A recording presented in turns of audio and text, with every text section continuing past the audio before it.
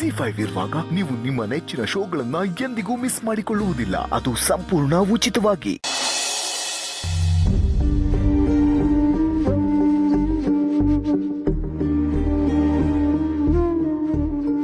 ತಾತ ತಾತ ಏನಾಯ್ತು? ಅಣ್ಣ ತಾತಂಗೆ ಏನಾಗಿತ್ತು? ತಾತಂಗೆ ಡೆಂಗ್ಯೂ ಬಂದಿದೆ ಅನ್ಕೊಂಡೆ. ಬೆಳಿಗ್ಗೆ ಸೂರ್ಯ ಹುಟ್ಟೋದಕ್ಕೆ ಮುಂಚೆ ಪಾರ್ಕ್ಗೆ ಹೋಗಿ ಕೂತ್ಕೊಂಡ್ರೆ ಸೊಳ್ಳೆನೂ ಕಚ್ಚತ್ತೆ, ಡೆಂಗ್ಯೂನು ಬರುತ್ತೆ.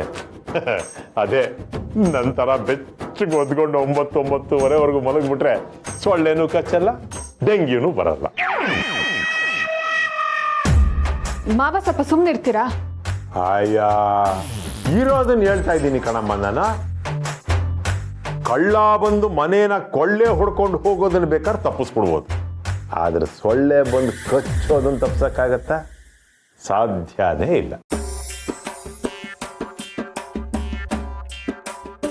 ಅಯ್ಯೋ ಪಾಪ, ಹೇಗಿದ್ದೋರು ಹೇಗಾಗ್ಬಿಟ್ರಿ ದತ್ತ ಅವ್ರೆ. ನಿಮ್ಮನ್ನ ನೋಡಿದ್ರೆ ಅಯ್ಯೋ ಪಾಪ ಅನ್ಸತ್ತೆ. ದತ್ತ ಅವ್ರೆ, ನೀವು ಈ ಮನೆಗೆ ಒಂಥರ ಸೈನಿಕ ಇದ್ದ ಹಾಗೆ.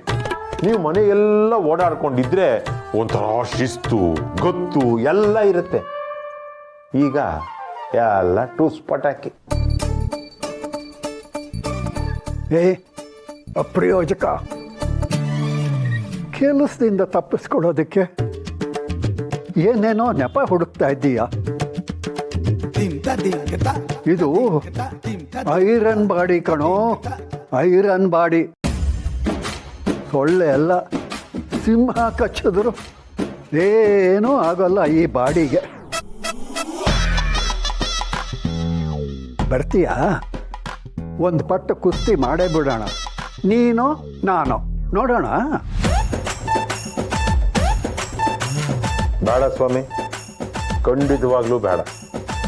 ನಿಮ್ಮ ಜೊತೆ ಕುಸ್ತಿ ಮಾಡಿ ನಾವು ಗೆಲ್ಲಕ್ಕಾಗತ್ತೆ?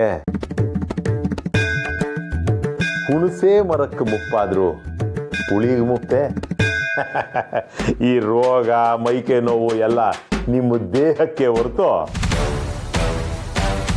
ಶಕ್ತಿಗಲ್ಲ. ಅರ್ಥವಾಯ್ತು ಬಿಡಿ. ಸೊಸೆ ಮುದ್ದ, ನಿಮ್ಮ ತಾತನ ಸ್ವಲ್ಪ ಚೆನ್ನಾಗಿ ನೋಡ್ಕೊಳಮ್ಮ. ತಾತ ಆಯಾಸ ಆಗುತ್ತೆ, ಜಾಸ್ತಿ ಮಾತಾಡ್ಬೇಡಿ, ಸುಮ್ಮನೆ ರೆಸ್ಟ್ ಮಾಡಿ. ಹೌದು ತಾತ, ಡಾಕ್ಟರ್ ನೀವಿನ್ನೂ ಹಾಸ್ಪಿಟಲ್ನಲ್ಲಿ 2 ದಿನ ಇರಬೇಕು ಅಂತ ಹೇಳಿದ್ರು. ಅವ್ರ ಮಾತು ಕೇಳ್ದೆ ಸುಮ್ಮನೆ ಮನೆಗೆ ಬಂದ್ರಿ. ಮನೇಲಿದ್ರು ಚೆನ್ನಾಗಿ ರೆಸ್ಟ್ ಮಾಡಬೇಕು ಅಂತ ಅವ್ರು ಹೇಳಿದ್ರು ತಾನೆ. ಯೋಗಮ್ಮ, ಈ ಡಾಕ್ಟರ್ಗಳ ಮಾತು ಕೇಳ್ತಾ ಇದ್ರೆ ನಮ್ಮ ಕಥೆ ಅಷ್ಟೆ. ಮನೇಲಿ ಹುಲಿ ಆಗಿದ್ದವನು ಆಸ್ಪತ್ರೆಗೆ ಹೋಗ್ತಾ ಇದ್ದ ಹಾಗೆ ನನ್ನ ಹೆಸರು ನನಗೇನು ಅರ್ಥ ಹೋಗುತ್ತೆ? ಮಾತೆತ್ತಿದ್ರೆ ಸಾಕು, ಪೇಷಂಟು ಪೇಷಂಟು ಪೇಷಂಟು ಅಂತಿರ್ತಾರೆ. ಬೇಗ ವಾಸಿಯಾಗಿ ಮನೆಗೆ ಬರಬೇಕು ಅಂತ ಅಂದ್ಕೊಂಡ್ರು ಕೂಡ ಅವ್ರ ಮಾತು ಕೇಳ್ತಾ ಇದ್ರೆ ಮತ್ತೆ ಅಲ್ಲೇ ಮಲಗಿಬಿಡ್ಬೇಕು ಅಂತ ಅನ್ಸುತ್ತೆ. ಇದಕ್ಕೇನ್ ಕಮ್ಮಿ ಇಲ್ಲ, ಹುಲಿ ಸ್ವಲ್ಪ ರೆಸ್ಟ್ ಮಾಡಿದ್ರೇನೆ ಒಳ್ಳೇದು. ಸಿರಿ, ನಾನು ಹೋಗಿ ಬಿಸಿನೀರು ಕಾಯಿಸ್ಕೊಂಡ್ ಬರ್ತೀನಿ. ತಾತಂಗೆ ಮಾತ್ರೆ ಕೊಟ್ಟು ಮಲಗಿಸ್ಬಿಡೋಣ. ಸಮರ್ಥ್, ನೀನು ತಾತನ ಮಲಗಿಸ್ಬಿಡ್ ಬಾ. ಡಾಕ್ಟರ್ ಹೇಳಿರೋದನ್ನೆಲ್ಲ ರೆಡಿ ಮಾಡಬೇಕು. ತಾತ ನೀವು ಸ್ಟ್ರಾಂಗ್ ಆಗಿದ್ರೆ ಅಂತ ನಂಗೆ ಚೆನ್ನಾಗಿ ಗೊತ್ತು. ಸ್ವಲ್ಪ ರೆಸ್ಟ್ ಮಾಡಿ ಬೇಗ ಹುಷಾರಾಗಿ. ಆಯ್ತು, ರೆಸ್ಟ್ ಮಾಡಿ.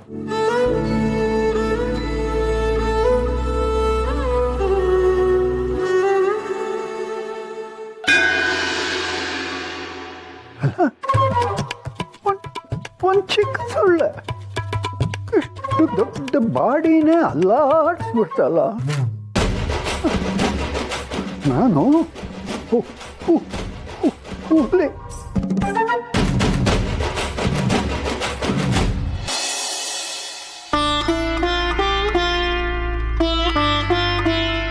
ದೇವರ ದಯೆಯಿಂದ ನನ್ನ ಕಣ್ಮುಚ್ಚಕ್ಕೆ ಮುಂಚೆ ಮಗಳನ್ನ ನೋಡೋ ಭಾಗ್ಯ ಸಿಕ್ಕಿದ್ರೆ ನನಗಷ್ಟೇ ಸಾಕು.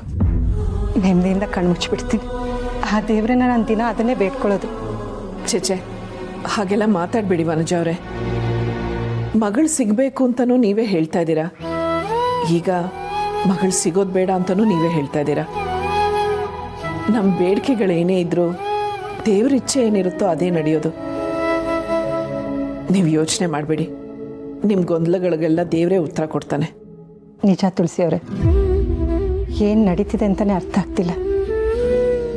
ಇಂಥ ಟೈಮಲ್ಲಿ ಏನು ಮಾಡಬೇಕು ಅಂತಲೂ ಗೊತ್ತಾಗ್ತಿಲ್ಲ. ಏನಿಲ್ಲ, ಪ್ರತಿಯೊಂದನ್ನು ದೇವ್ರ ಮೇಲೆ ಹಾಕಿ, ಆ ಭಗವಂತನೇ ನೋಡ್ಕೋತಾನೆ. ಇನ್ನು ಮುಂದೆ ನಿಮ್ಮ ಮಗಳೇ ಎಲ್ಲೇ ಇದ್ರೂ ಚೆನ್ನಾಗಿರಲಿ ಅಂತ ಬೇಡ್ಕೊಳ್ಳಿ. ಇದೆಲ್ಲ ಸರಿ ಹೋಗಿ ನಿಮ್ಮ ಮಗಳು ನಿಮ್ಮ ಕಣ್ಣೆದ್ರಿಗೆ ಆದಷ್ಟು ಬೇಗ ಬರೋ ಹಾಗಾಗಲಿ.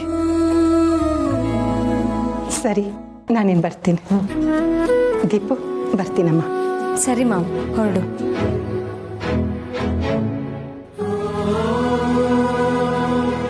ಪೂರ್ಣಿನ ಹುಡುಕ್ತಾ ಇದ್ದೀರಾ? ಮಾಮ್, ನಂಗೆ ಸ್ವಲ್ಪ ಕೆಲಸ ಇದೆ, ನೀನು ಹೊರಡು.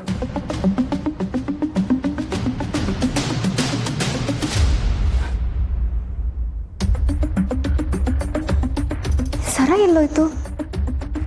ಎಲ್ಲಿಟ್ಬಿಟ್ಟೆ? ಬೆಳಗ್ಗೆಯಿಂದ ಕಾಣಿಸ್ತಿಲ್ವಲ್ಲ. ಸ್ನಾನಕ್ಕೆ ಹೋಗಿಂತ ಮುಂಚೆ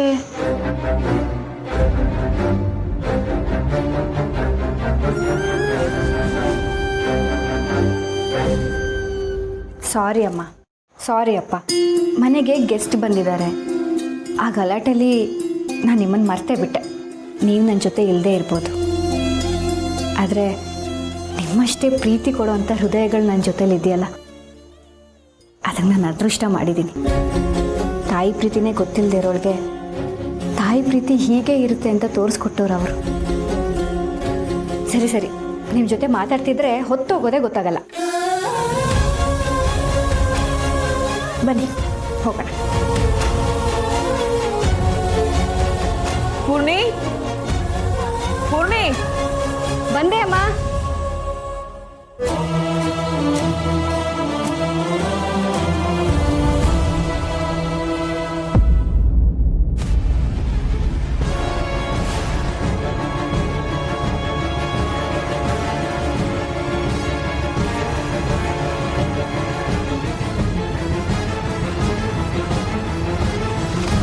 ಹೊರಟ್ರಾ ಅಮ್ಮ?